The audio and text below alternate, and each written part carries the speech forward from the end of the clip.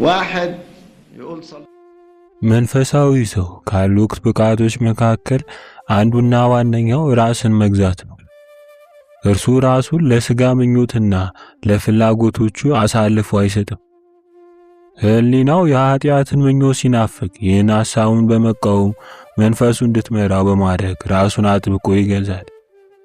መጽሐፍ ቅዱስ እንዲህ ይላል፣ በመንፈሱ ላይ የሚገዛ ከተማን ከሚወስድ ይበልጣል።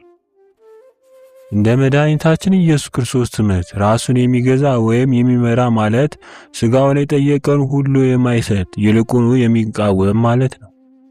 ነፍሱን የሚወድ ያጠፋታል። ነፍሱን በዚህ ዓለም የሚጠላ ለዘላለም ሕይወት ይጠብቃታል። ዮሐንስ ምዕራፍ 12 ቁጥር 25።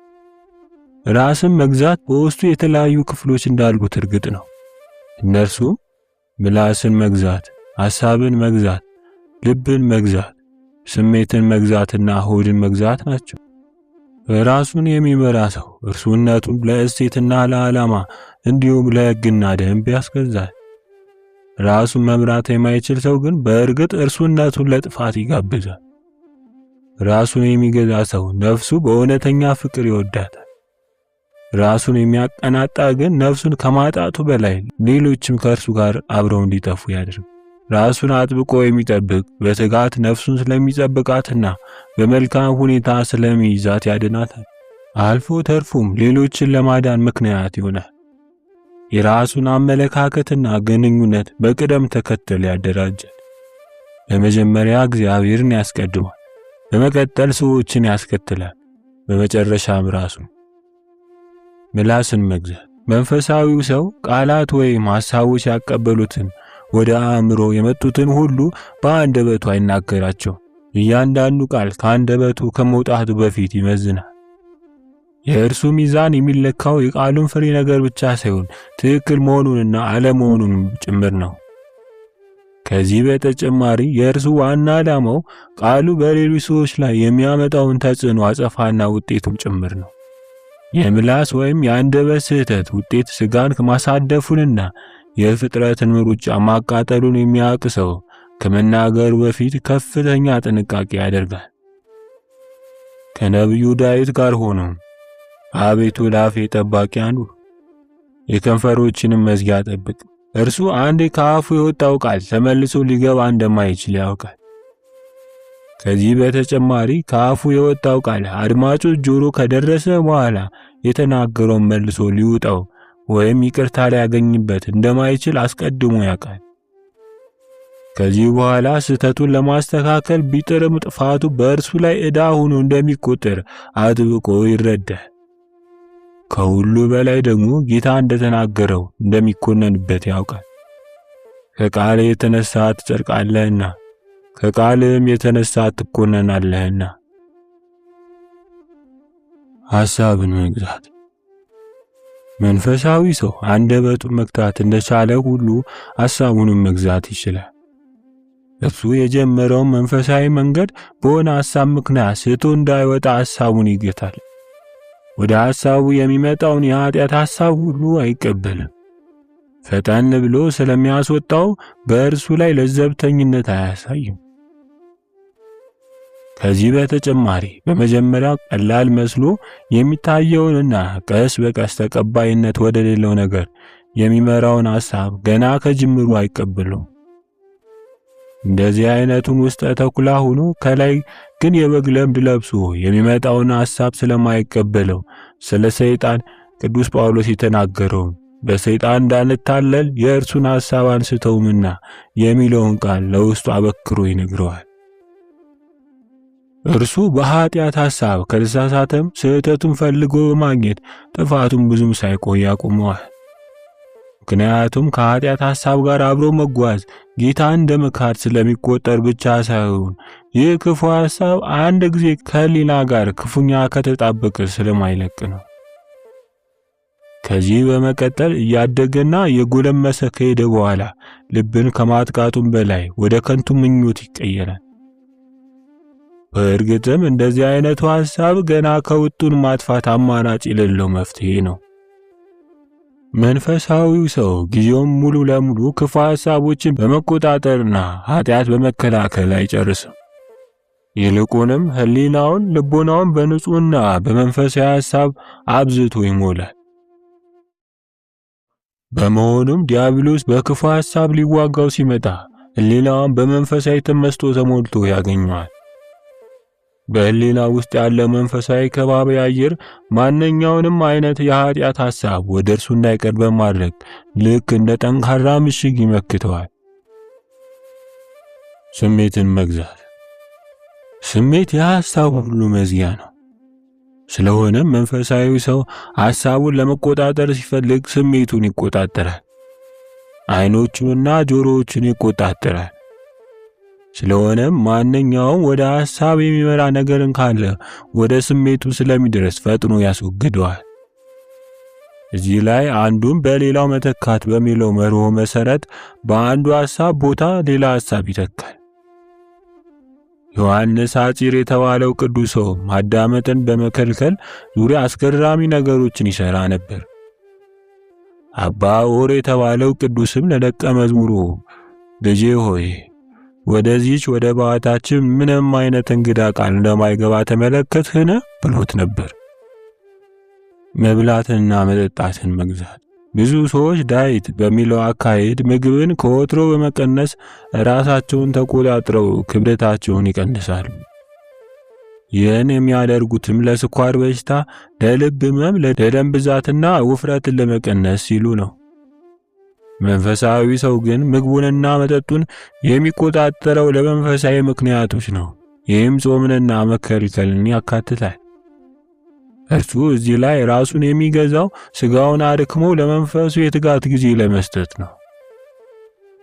ምግብን አስመልክተን ስንናገር እናታችን ሔዋን ራሷን መግዛት እንዳልቻለች እናስታውሳለን። እርሷ ራሷን መግዛት ስላልቻለች የእግዚአብሔርን ትእዛዝ በመተላለፍ እንዳትበላ ከተከለከለችው ዛፍ ፍሬዋን ቆርጣ በልታለች። አባታችን አዳምም እንዲሁ ተቀብሎ በልቷል። ለዚህም የመጀመሪያው ኃጢአት ወደ ዓለም ገባ። እዚህ ላይ ከውድቀት በፊት ቀድሞ የመጣው ስሜትን ለመቆጣጠር አለመቻል ነው።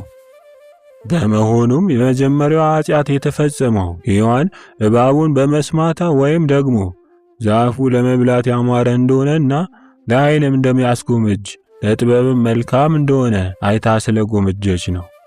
በእርግጥም አንዱ ኃጢአት ወደ ሌላኛው ኃጢአት ስለሚመራ በመጀመሪያ ከስሜት ወደ ሐሳብ፣ ቀጥሎ ወደ ልብ፣ ከዚያም ወደ ድርጊት ይሸጋግራል። ቁጣ ይህኛውን ነርቭን መግዛት ልንለው እንችላለን። እንደ መጽሐፍ ቅዱስ ቃል መንፈሳዊ ሰው ዘወትር ከቁጣ ለመራቅ ይሞክራል። የሰው ቁጣ የእግዚአብሔርን ጽድቅ አይሰራምና ይላል መጽሐፍ ቅዱስ።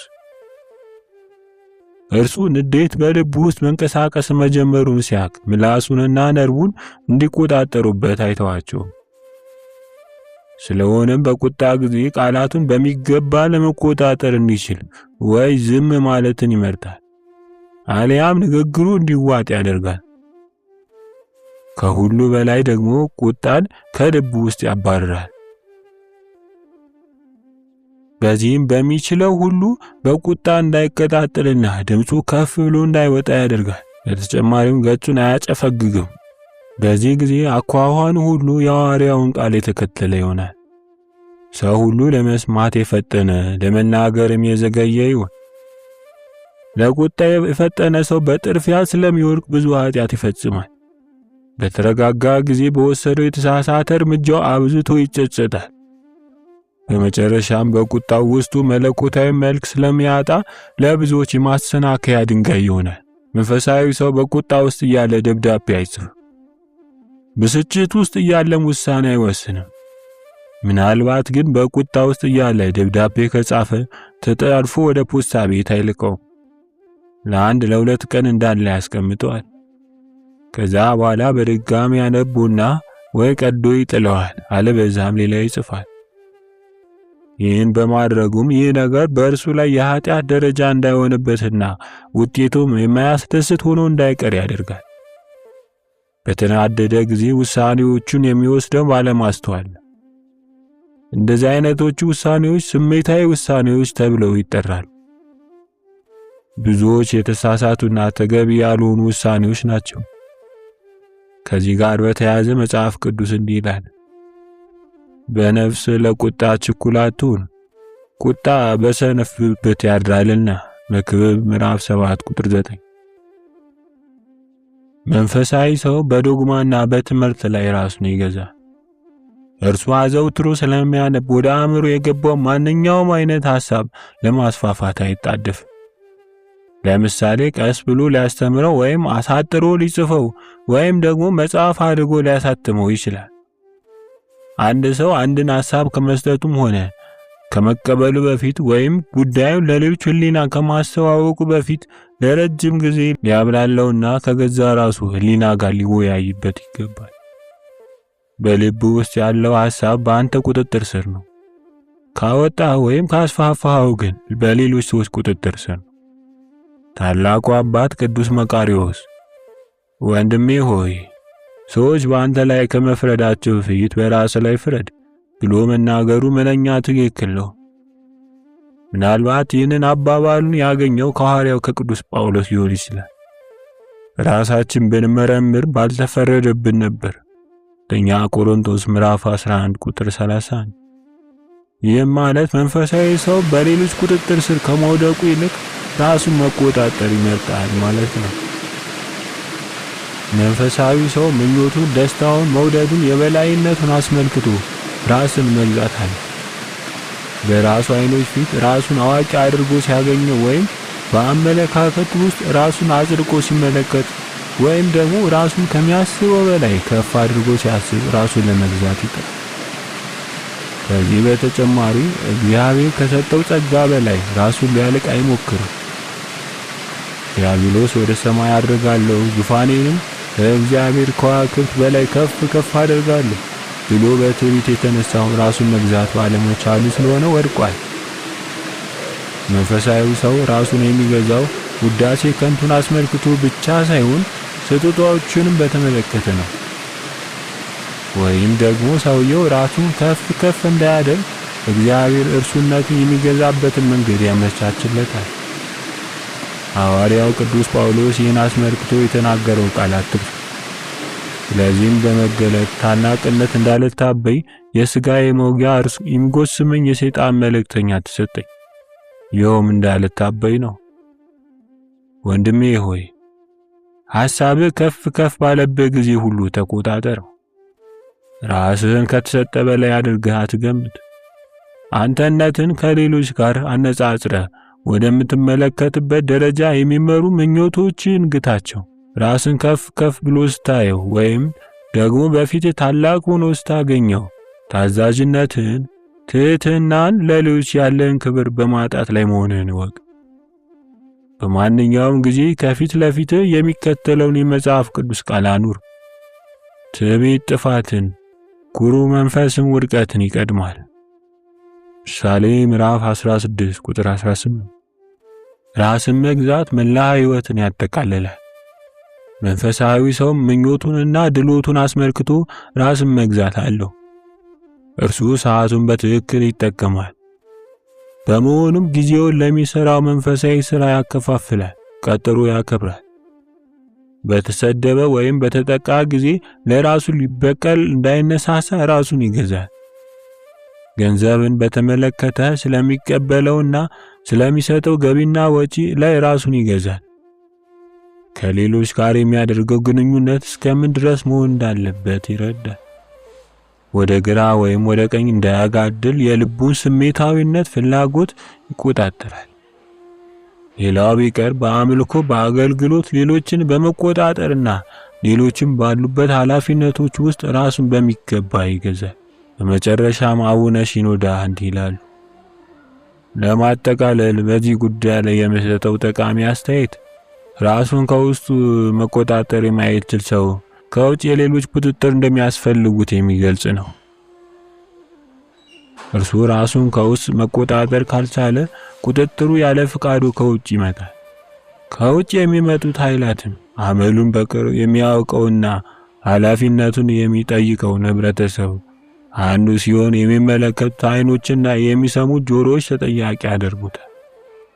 ከዚህ በኋላ በፍርሃት ይገዛል ወይም በእረፍት ይሸማቀቃል። በመጨረሻም በሕግና ከበላይ አካላት በሚመጡ ውሳኔዎች እንዲቆጣጠሩት ይሆናል። ወይም ደግሞ በመንፈሳዊ ምክሮች ከገደቡ እንዳያልፍ አድርገው ያቆሙታል። ከዚህ ባለፈ ስህተቱ እንዳይደግም በሚያደርጉት ውጫዊ ኃይሎች ቁጥጥር ስር ይወድቃል። ነቢዩ ዳዊት ራሱን ባለመግዛቱ በቀላ ከመውሰድ ራሱን ሊከለክል አለመቻሉ በጣም ያስደንቀኛል። ውጫዊ ኃይል ስላስፈለገው አቢግያ በጥበብና በእውቀት እንድትገስጸው ሆኗል። አንድ ሰው ያለ ራሱ ፍቃድ በሌላ ቁጥጥር ውስጥ ከሚገባ ወይም በውጫዊ ኃይል ከሚገዛ ይልቅ ራሱን በመንፈሳዊነት ገዝቶ መለኮታዊን ዋጋ ቢያገኝ ይሻለዋል፣ ይበጀዋልም። መንፈሳዊ ሰው ግን ራሱን የሚገዛው ከውስጥ ነው።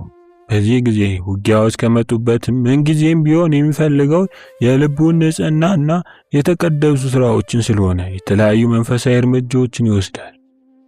ወስብሐት ለእግዚአብሔር ወለወላዲቱ ድንግል ወለመስቀሉ ክቡር።